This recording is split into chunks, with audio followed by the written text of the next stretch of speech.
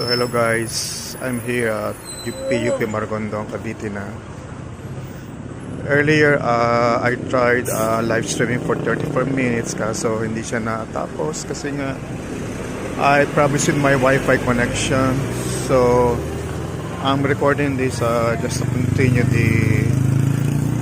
the travel, the commute from Cavite to Maragondon since I'm attending a meeting regarding the cultural mapping of Maragondon. So the last time I was here was I think October 1 of 2025. So tatawid po tayo sa kabilang kalsada. At yung pang kalsada niyan ay papuntang Ternate, Cavite. Yan po.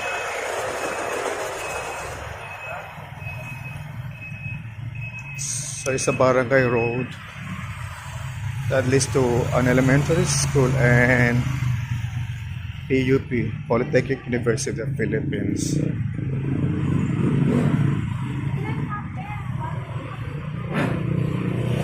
So since last year, I've noticed several changes now here sa highway. Roads are paved and halos tapos na po ang road widening.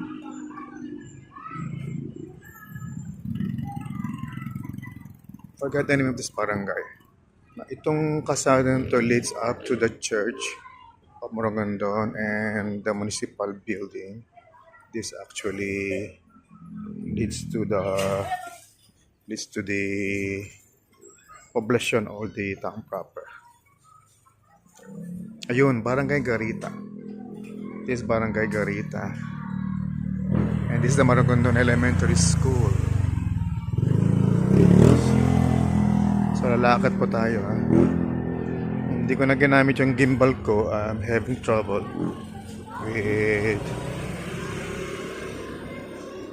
with my Wi-Fi connection. So ito elementary school.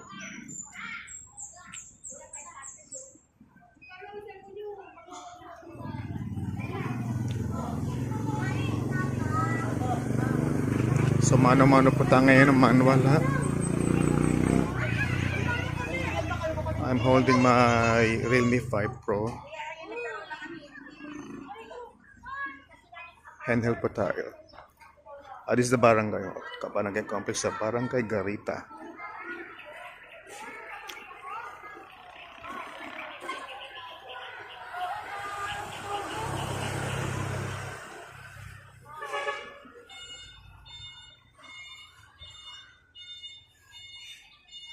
So it will take us just 7 minutes itong video. I'll show you the town proper and the church and the city hall is PUP. PUP, Polytechnic University of the Philippines.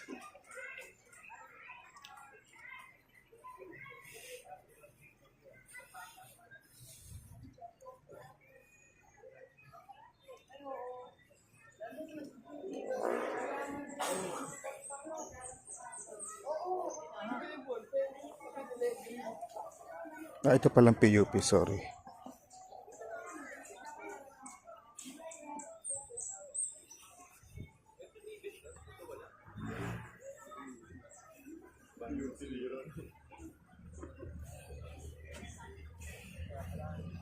If you notice, kumipot yung kalsada.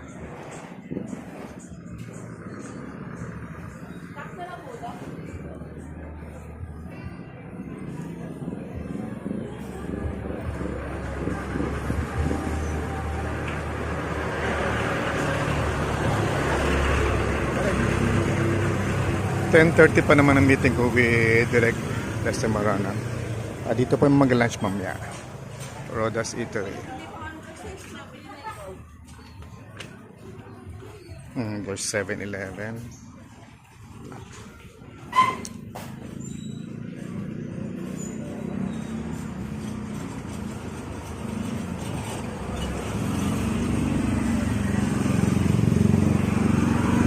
It's an old house.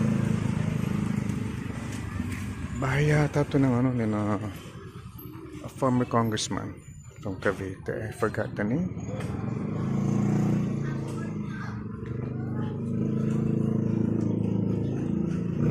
Okay.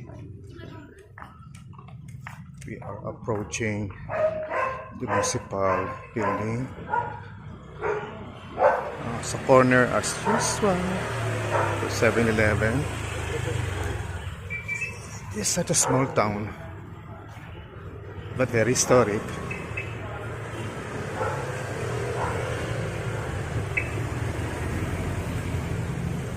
Kaliwa, that's the main road though. And that's the city hall. Or not the city hall, municipal building. The tourism office is over there.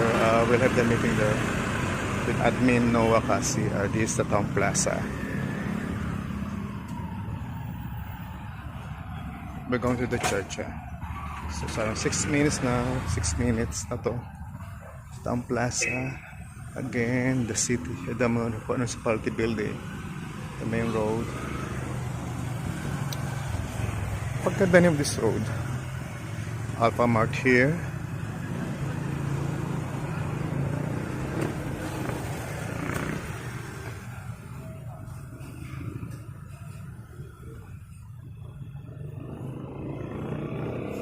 At least may mga puno-puno pa yan. Oh, look.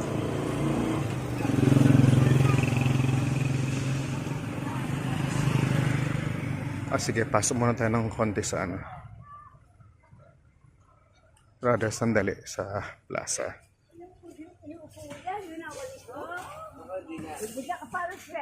Small plaza.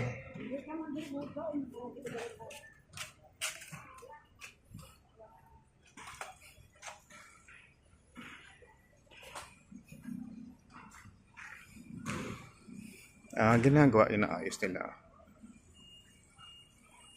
Somewhat cloudy here. That's the monument of Riego de Riego. I'm not sure kung Emilio Riego de Dios or the brother.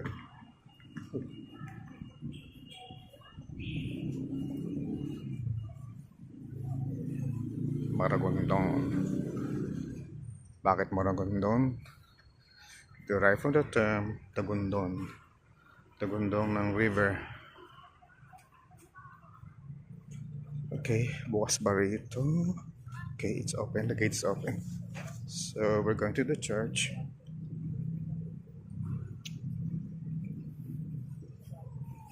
Parish of the Assembly, Our Lady of the Assumption. Nagka-problema sila dyan. At yung old pulpit nila ay gumuho or na-collapse. It's Monday. So, sarado ang parish office. But I think the church is open naman. This is the historic church.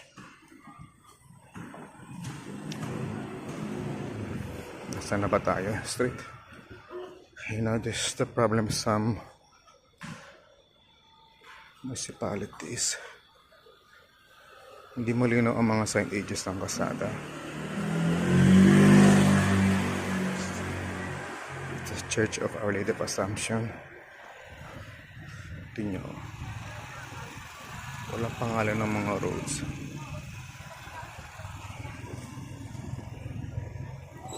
So this is the main road. Galing munisipyo.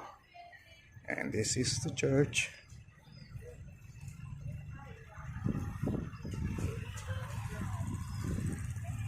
Oh, it's open. Yes. Welcome to the parish of Our Lady of the Lady of Our Assumption.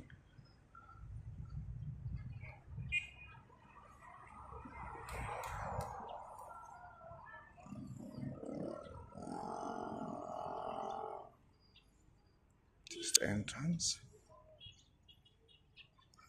Kaya po ganyan ginagamit po yan sa mga activities like yung sa pagpasalubong tuwing Easter Sunday. There's the Marian Hall.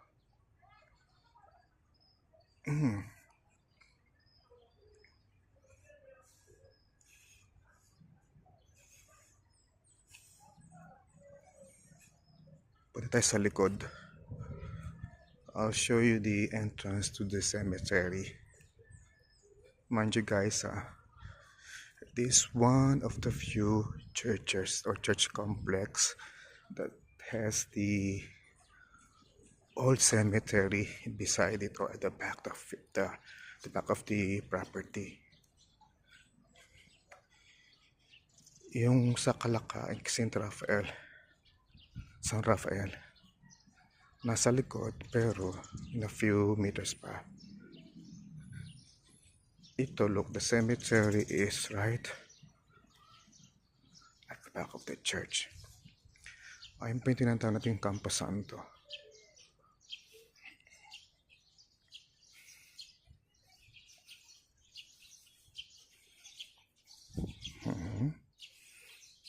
Oh, niligan ng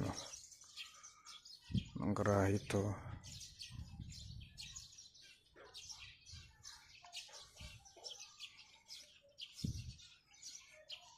No, this beams are not. These are not beams. I forgot how they are called. They're put up to make the church earthquake proof. Senior moment. So that's the Campo Santo, what we call cemetery.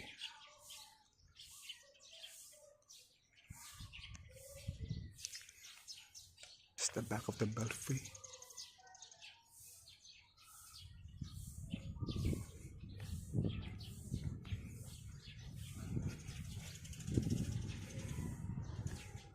So we'll go inside the church.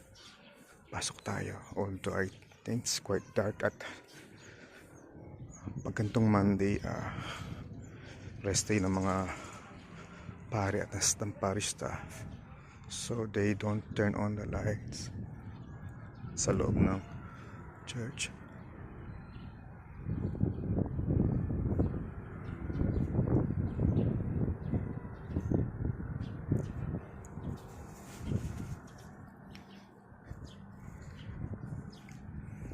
This is the famous door depicting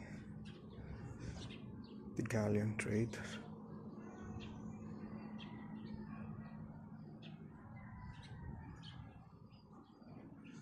This is the marker. I think they're celebrating their 400 years in 1627, tama.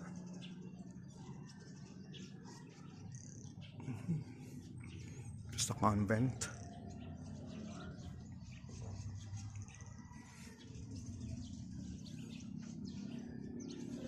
And beneath that is the parish office. This is the meeting room. Ito yung, what do you call this, special room for the image, another image of the Our Lady of the Assumption. Okay, I'll show you the interior of the church. Tahimik lang.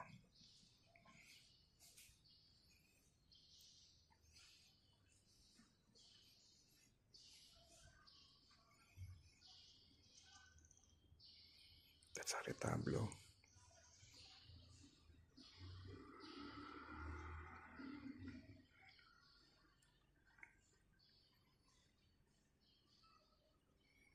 Maliwanag pa din. Strange. From my camera,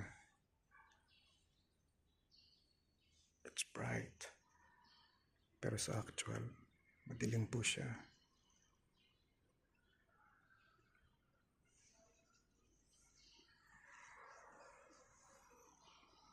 That's the main portal, the door.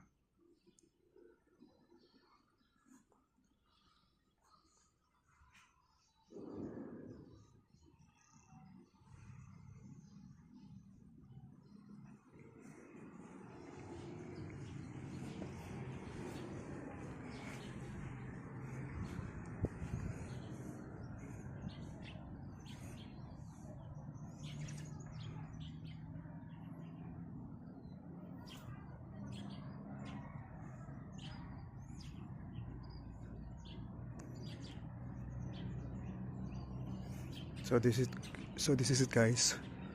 So I'll end my documentation and sharing.